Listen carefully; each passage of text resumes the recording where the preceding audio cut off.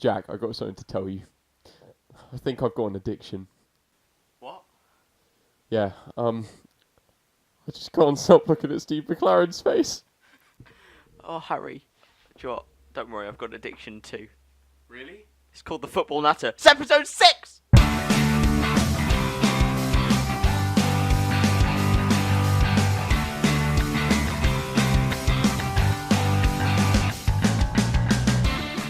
Harry, we're going to have to put your addiction to side and get on to more important things. Because this week, Harry, what are we going to talk about? Well, we're going to be talking about the Champions League draw, Manchester City versus Liverpool in the Premier League title race, and finally, our previews for not just the Premier League, but also for the FA Cup. Oh, it's going to be a spicy one. So, let's get into it without a further ado with the Champions League draw. So, it's currently the 15th of March, and the Champions League draw was held at 11 o'clock onwards this morning. And so, the fixtures that were drawn out, and there are some tasty fixtures. We have got Tottenham Man City, Liverpool Porto, Ajax Juventus, and Man United Barca. What do you make of those, Harry? Just about as good as it could get, I've got to say. Of course, massive all-Premier League tie. Tottenham versus Man City. I can expect that being probably the best game. They've got Liverpool versus Porto. A lot of people think Liverpool will walk through that, but Porto have got quite a solid team. We've seen some great players. Ajax Juventus. Ajax obviously smashed Real Madrid, and they're looking like they're a really, really strong team.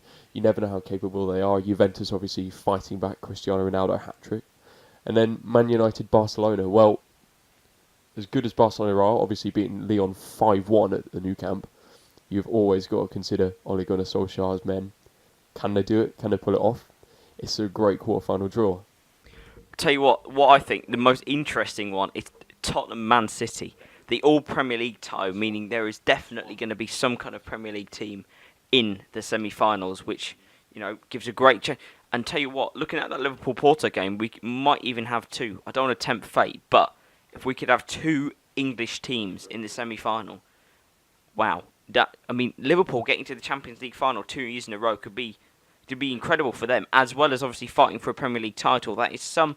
To be fair, a lot of people are on about how Liverpool have lost the league yet, and we're going to come on to that later on in the podcast. But to still be in with a chance of winning the Premier League and the Champions League, as Man City are, I mean, that is very, very good running. But Tottenham, Man City, Manchester City, they thrashed Schalke 7-0. I mean, that's almost as bad as Burton Albion.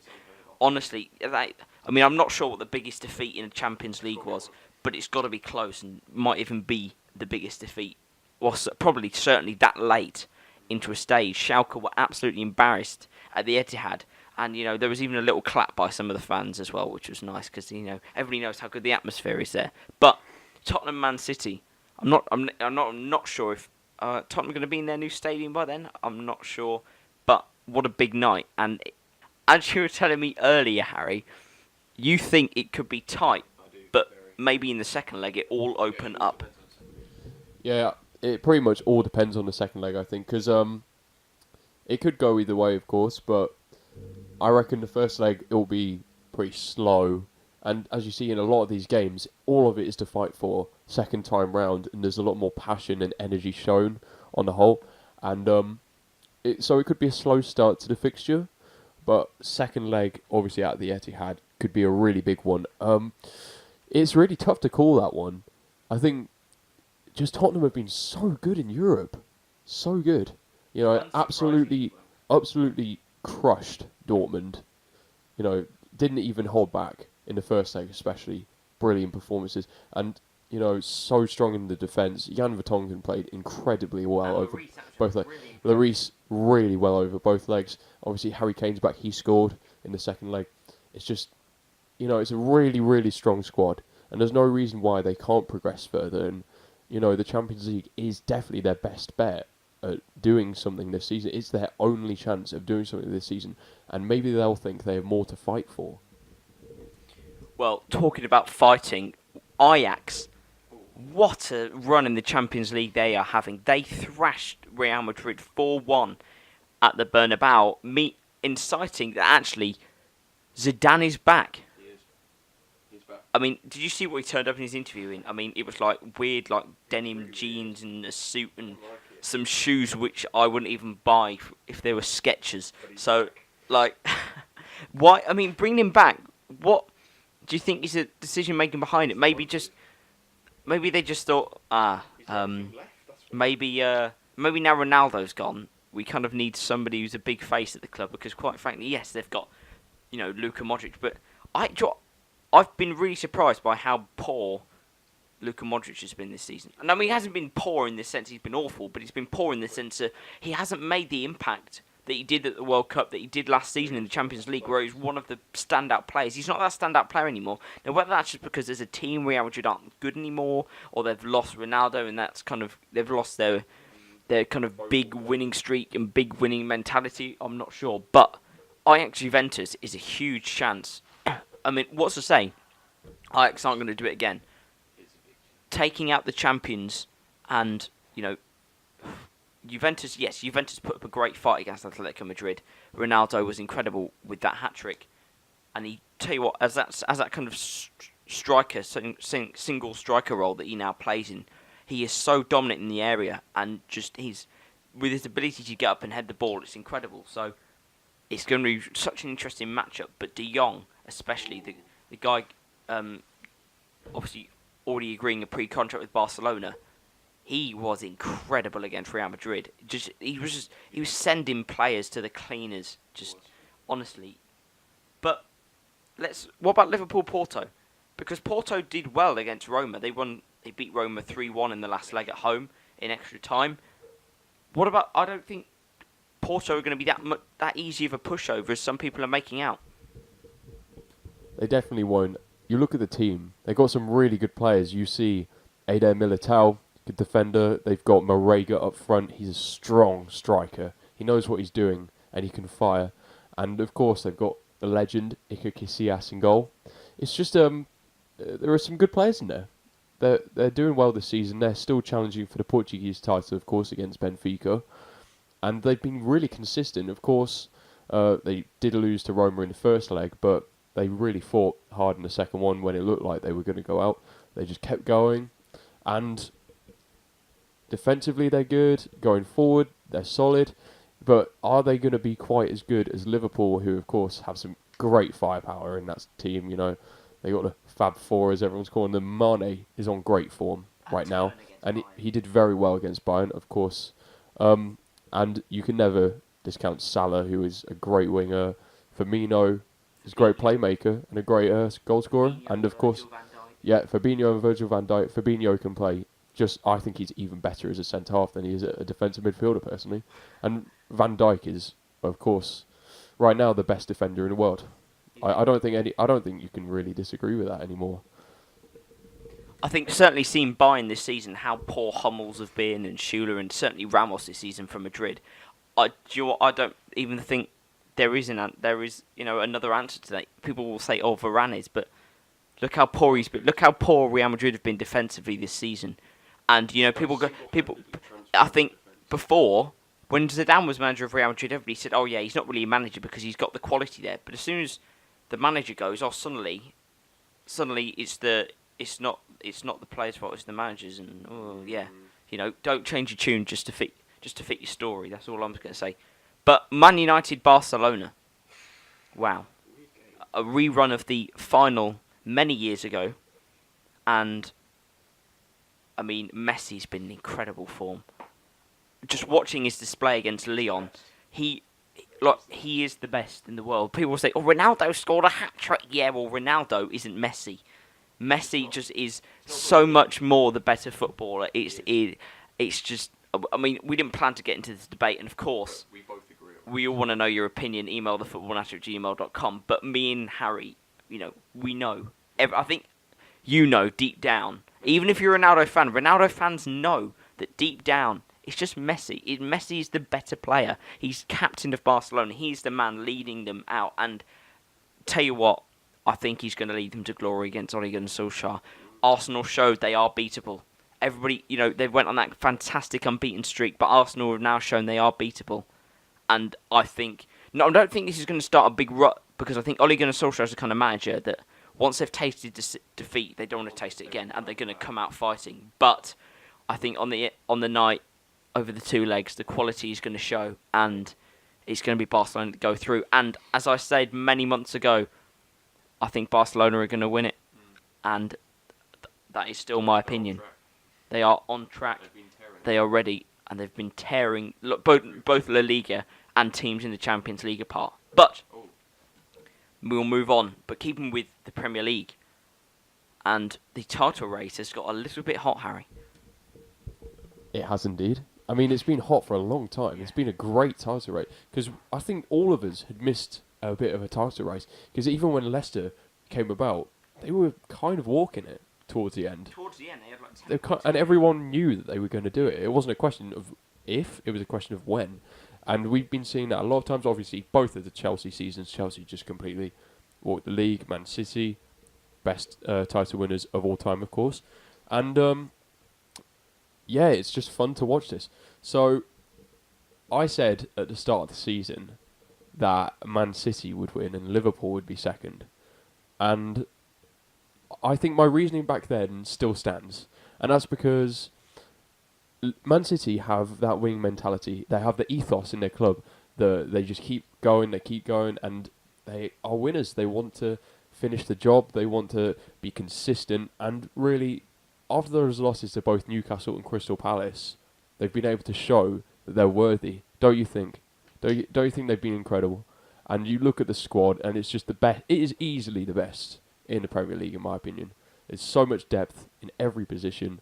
And, you know, players like Zinchenko have come up, and he's been incredible. Phil Foden, in every competition he's playing in, he's scoring, he's succeeding, he's thriving. And these are just players on the outside. When you look at the core of the team, Sergio Aguero, in the form of his life, if you ask me. They got Sané, Sterling, oh my word, he's good. And, yep, Laporte is having his best season as well. And Edison is, for me, one of the best goalkeepers in the world, no doubt.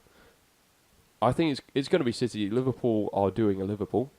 But anyway, what do you have to say about it? Maybe a bit more about Liverpool. Well, just before we move on from Man City, you talked about like Zinchenko and player transformations, but what about Raheem Sterling under Pep Guardiola?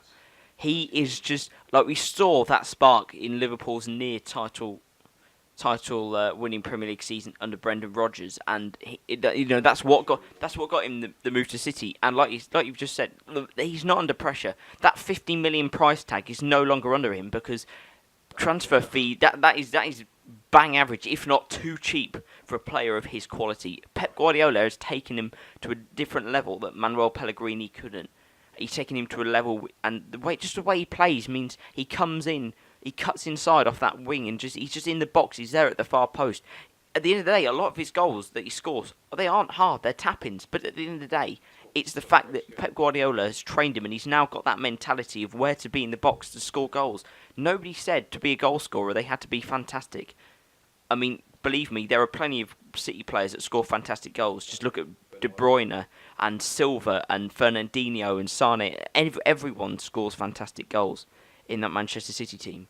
So, yeah, so that's my thoughts on the title race. I mean, do you know what? I think there's still room for a slip-up in either side. I mean, people will say Liverpool have slipped up, and when they had the chance, what was it, one or 2 months ago, to go 7 points clear at the top, and they didn't. I think maybe they've been regretting that day since. I watched their performance against Burnley, and minus a little bit of squeaky bum time, they even going down to 3-2 in extra time, they came straight back and went straight up the pitch and scored and made it 4-2. They did not hang about, and I think now maybe Liverpool are in that mentality of like, right, we've hung about a bit here, and when we've lost first place at the minute, we can't hang about anymore. We've just got to do it, and we saw against Bayern, they hung about in the first leg, drew 0-0. And they realised second leg, if we don't go out there and do something, we're going to lose it. And they went out there, and Mane was just incredible.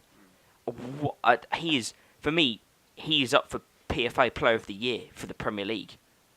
He is up for the Player of the Year for the Premier League because, wow, he's been incredible. Absolutely incredible. I mean, since he's moved from Southampton, he's stepped up another level. We talk about Sterling stepping up another level. I mean, Sterling was already at a top club, but Mane has come from Southampton, and just incredible. What a step up, and he's now a top Champions League player. So on the title race, I think it's. I mean, Liverpool are obviously going to play the Premier League, playing the Premier League this weekend against Fulham. Manchester City have Fulham next week. Obviously, City are playing in the FA Cup this weekend, and we'll get onto the previews for those games later on. But I think City are going to once again be playing catch up, albeit with a game in hand. And I think Liverpool, it's difficult because all it takes is one team to draw a game. Because you can bet your bottom dollar the other team, whether it's City or Liverpool, are going to win all their remaining games in the season. So it's going to be interesting. It's nice to actually have a title race that might well go down to the last two games, even the last game of the season. That would be brilliant. And actually, while we're on races, the race to avoid relegation is well and truly on. And do you know what? Burnley are being dragged back in there. And looking at their last four games, I think they've got City, Arsenal, Everton, and Liverpool maybe, or Manchester United. Burnley are in for a tough last four games. So, I'm not going to lie. Like I said earlier, I might be right, because Cardiff may well pull off a miracle. And Neil Warnock, I tell you what, I think he just deserves a knighthood. If Neil Warnock pulls off Cardiff surviving in the Premier League, after everything that happened in January with Salah and, just them not having or spending that much at all, I think literally he's kept the same championship squad, and he said that because he wanted to keep the core of the team. Wow, some of the players, Neil Etheridge, he was playing for Walsall in League One not 2 years ago, and now he's a Premier League keeper, and a good one at that. He's a good keeper. He's better than keepers like Sergio Rico at Fulham. He's better than those. So in terms of race to relegation, it's well on, and Ralph Hasenhüttl, I think he's going to do it. Southampton's win against Tottenham was incredible. James Ward-Prowse, James Ward-Prowse has just turned into Frank Lampard under Ralph Hasenhüttl. Why? That is a question. Why did James Ward-Prowse not get called up to England? I mean, Gareth Southgate will have his motives, and we'll see why. But he's literally been turned into Frank Lampard overnight by Ralph Hasenhüttl, just by allowing him some freedom to play a bit further forward. Turns out he's actually got a pretty good shot on him. So obviously, without having Danny Ings in the squad, James Ward-Prowse has been vital to them staying in games and securing points, which are going to be key come the end of the season. Newcastle, oh my God, Rafa Benitez. For me, they're nowhere near it anymore. I know they are points wise, but form wise, Newcastle are going to come maybe even top 10. I would put Newcastle 13th or 12th this season, which after their poor start and, as usual, lack of signings, is fantastic. I thought they'd go down. You thought they'd go down? At the start of the season, I thought they were going. I mean, because obviously, I think at the start of the season, when you don't actually see how teams are playing and how the players they've brought in actually affect the squad, I've been really impressed by Rondon.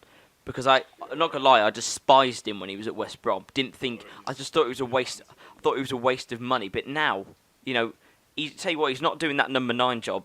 Too bad. He's not doing the number 9 too bad a job at Newcastle, and I'm sure Alan Shearer has would be a little bit proud. And Almiron, who's going to be there obviously for quite some time at Newcastle, for me, he's already a fan favourite, and he's starting to show he's worth the money. But like Matt Ritchie, he just doesn't get worse. I mean, he's just at like a constantly decent level for the Premier League, and some of the things he comes up with, he's just like, all right, Matt, all right, slow down, mate, that's decent. So I've been impressed for the lack of investment they've had. Rafa Benitez has done a fantastic job, and tell you what, you give Newcastle a proper owner with some money, who's actually prepared to invest in the squad to go forward, and Rafa Benitez will take them to the Europa League and maybe even the Champions League within a few seasons. He's just, what a job he's doing.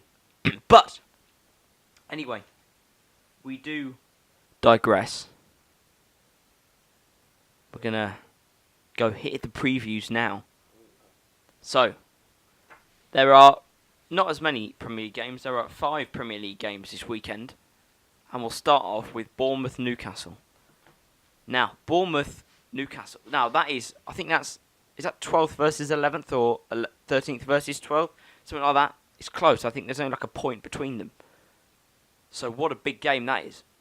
Eddie Howe has been unimpressive in the second half of the season. I've actually been quite disappointed with Bournemouth.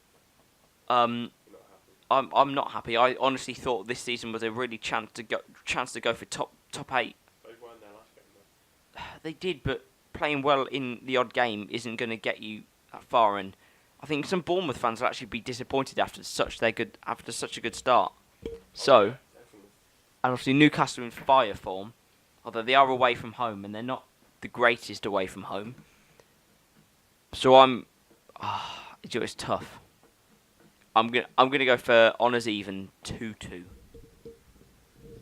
Well, obviously, at the start of the season, we were talking about Bournemouth and Watford in particular, and we said these are 2 teams that have had surprisingly great starts, and both of them could definitely challenge for the Europa League. Do you remember doing that? That was the first episode of the Football Natter Series 1. And Watford have definitely stayed up there. Oh, yeah. They're really close, it's them or Wolves. It's a great race to watch, actually. It's like another little thing outside the relegation and top 6. But Bournemouth fell off. And it's hard to put your finger on why. It's just they haven't been able to maintain their great form, and obviously Watford have been very threatening going forward. You've got Dale Feu, Deeney, all these players, and the defence is really good. They've got Kabasele and Foster in goal. But Bournemouth, they played well in their last game, really well actually, but I don't know, Newcastle are in good form, as you say. You did mention that if Benitez had more money, they could probably go even further, and I've got to say, I do feel that it's going to be a tight game, but I'm going to go with 1-1.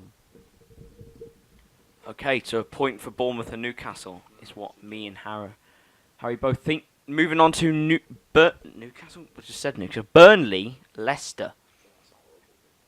That is horrible. Obviously, Burnley coming off the back of a loss at Anfield, and I felt bad for Burnley because I watched the game, and one player that stood out for me for Burnley was Charlie Taylor. And at left back, he was so unlucky because he made some fantastic challenges.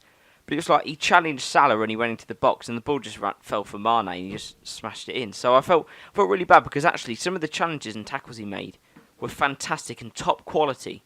But he just got unlucky on the day, and I think that's going to be that's been the downfall for Burnley in this second half of the season. Although they had a great run of games and really got some important points on the board, I think it's just the fact that they're just not getting the luck, and when the luck doesn't go for you, it feels depressing more than anything. And maybe that relegation mentality is starting to set in. I mean, I would hate to see Burnley go down because it's such a contrast from last season where Sean Dyche was taking them to Europa League qualifiers, and suddenly he's taking them, to Rotherham United on a Tuesday.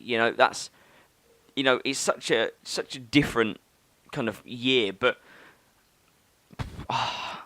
For me, Leicester under Brendan Rodgers, they've got that new manager feel, and they're starting to Jamie Vardy getting his 101st goal for Leicester. What a player he's been for them, and for a player that's hitting 32, that he's doing amazing to still be as energetic and not feel the pain that a lot of players as they get older feel in their legs and kind of slow down. So it must be all that Red Bull. So Burnley Leicester, I'm going to go for a 2-0 Leicester win. Yeah, obviously a real shame for Burnley because they showed quite a lot of threat. They showed quite a lot of fight against Liverpool. I don't think a lot would have predicted them to score 2 goals against them, but Leicester, of course, new manager Brendan Rodgers, and I really felt this was a weird appointment. I just thought Brendan Rodgers, for me, a lot of people might disagree, but I believe he's quite an average manager, and I don't think he's that exciting. And I just didn't really think that he was the one who could take Leicester forward because the fans really want to establish themselves around the Europa League spot. That's what they really want, and I don't think that he's really the man to do that. I think he's the man to get them like 10th, 11th maybe, and I just didn't really get that appointment, to be honest. But anyway, Burnley, they've struggled quite a lot, and that's mostly because going forward, they've failed to find a focal point. Obviously, Ashley Barnes and Chris Wood are good strikers, but neither of them have scored enough. They've just not scored enough. And their midfield is a bit shallow as well, I always find. But it's going to be close. I'm going to go with another 1-1, actually. You are exciting. So, I'm sorry. West Ham Huddersfield. What a game. Now, Lanzini is coming back to fitness for West Ham, and that could be big in their last few games of the season. Can they maybe come in as an outsider and possibly get Europa League qualifiers? Maybe. Maybe not. We'll see. It's going to take a lot to get there. But it's good news for them, certainly next season with Lanzini coming back. But I've been quite impressed. I think considering that they were fighting relegation last season, Manuel Pellegrini, he's come in, he steadied the ship, and I think next season add some more top signings and watch them get a lot more consistent. That's my little prediction. Huddersfield, Jan Siver obviously preparing for relegation, and it's just a waiting game now, really, when it's all confirmed. So they can go out there, play with no fear, play with no worries, and maybe they'll cause a shock at the Olympic Stadium, or maybe they won't. West Ham 3, Huddersfield 0 for me. Well, West Ham, it's funny because a lot of fans were like, "Oh, we're going to come 7th this season. We're going to come 8th. We've done all this great summer business." Yarmolenko, of course. Where's he been? Oh, he's been injured a lot at the time, and of course Felipe Anderson. Now, it is my belief that Felipe Anderson has exceeded expectation. He's been so good this season. Yarmolenko, unfortunately, injured. And I don't really think Issa Diop is that incredible, and I think Balbuena is kind of average. However, the truth is that I think what they're doing now is where they should be. I don't think they're underperforming at all. I just think the fans were getting too excited, and they were expecting too much from those players, because the likes of Wolves are far stronger. However, Huddersfield, it's just a matter of time before they go down now, and I can't see them even coming back up soon because they just don't have the infrastructure at that club to really bounce back nice and quickly, and that group of players are not good enough. However, despite a cheeky 1-0 win against Wolves the other week, it was reminiscent of the David days. I think that it's going to be a struggle, and I'm actually going to agree with you, Jack. West Ham 3, Huddersfield 0. Oh. Now that is a shock. Maybe you're taking some preview tips from the master. So, Fulham-Liverpool, the chance for Liverpool to go 2 points clear at the top of the Premier League and give it all for City to do in their game in hand. Fulham, obviously, at Craven Cottage. Scott Parker doing his best. Again, like Huddersfield, waiting for the confirmation to go down. They've been okay, but actually, considering they spent £100 million in the summer, what a waste of £100 million. What? Just what a waste. What a waste. The only signing which I've actually been impressed with is Mitrovic. And he will be their only hope of going straight back up next season.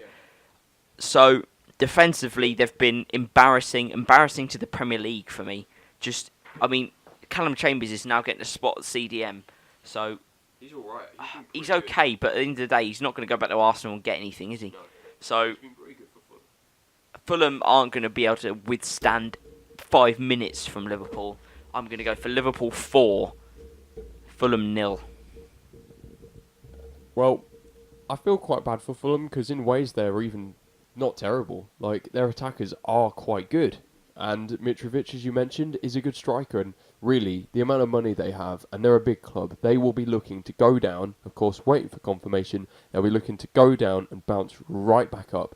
Yes, they have some players who can easily take them back up. If they could hang on to someone like Seri, if they could hang on to Mitrovic, you can expect them to really put in the shift in the 2019-2020 season. But, of course, this is a big ask of Liverpool. Wow, they really are scoring a lot of goals at the moment, aren't they? But I think that it's going to be quite easy for them. I'm going to go with Liverpool 5, Fulham 1. How nice of you to give Fulham 1 goal. Okay, so Everton-Chelsea. It's an interesting one, because Everton have, again, been disappointing. Jordan Pickford, as shown at Newcastle, got rather cocky and then got smashed by Jose Perez. So Everton-Chelsea, Sarri is probably holding on for his job, to be honest. He's hoping that Europa League will give him Champions League. And do you know what? I don't even... Personally, I think even though he might well win the Europa League and get Chelsea Champions League this season, because he's not going to get fourth. So if he holds on to the Europa League and gets Champions League that way, I still think he's going to be sacked. Because I think overall the impression of the club this season has been poor in the eyes of the media and the eyes of the public. He's just disciplined with players, and it's just stubbornness to change his tactics and actually. I don't think he realises if he puts Kante at CDM, where he won the Premier League with Chelsea and was just incredible and won Player of the Year with Leicester, I don't think he realises if he just swaps Jorginho and Kante around how much better his team are going to play and how much solid that midfield is. Quite frankly, Kovacic was a dreadful signing. He's done nothing. Jorginho has scored a couple of penalties but missed one in the Capital One Cup final. He's just awful. So they give Loftus-Cheek a chance, give Hudson-Odoi a chance, bring in a manager that's going to get these Chelsea youngsters regularly in the first team. They need the chance. Hudson-Odoi got a goal and an assist in the Europa League literally on Thursday. Why are you not starting him? Every Europa League game he's played, he's scored. Why is he not starting? Why is he not? It's honestly beyond me. It mind boggles me. And actually, maybe if Chelsea gave young English people a chance, they could actually they're getting Pulisic next season. Why? Why do they need him? If I was Hudson-Odoi, I'm going to Bayern in the summer because Ribery's getting older, Robben's retiring. The chances are there for a young, bright winger to really be the star in the show. So, back on to obviously the prediction. 2-1 Chelsea for me. Okay, so Everton. This has been a terrible season for them. Like, really bad. Of course, they did have that season where they brought in Ronald Koeman and they were like, yeah, we're going to get 6th this season. We're going to knock one of the big 6 out this time. And they almost got relegated if it weren't for Big Sam. But this is really bad. Like, Marco Silva, they brought in a young manager with a lot of energy, with a great reputation in England. I think he was really well respected until obviously that thing with Watford happened. And they dragged him over, and he's been inconsistent. And I don't think a lot of it is down to him, actually, but he hasn't been able to steady the ship, and there's been a lot of poor performances. You've had the likes of Sigurdsson, who's been really good this season, but they haven't really been able to find that star striker. Cenk Tosun, I don't really think he's brilliant. Calvert-Lewin's pretty good, but he can't really tie down a place at striker. And it's just been a strange season for Everton. It's like you never know what you're going to get with them. They're either going to draw with Liverpool or they're going to lose heavily to the likes of Fulham. You just don't know. It could be anything. But Chelsea, I think you might have a point with the Sarri thing.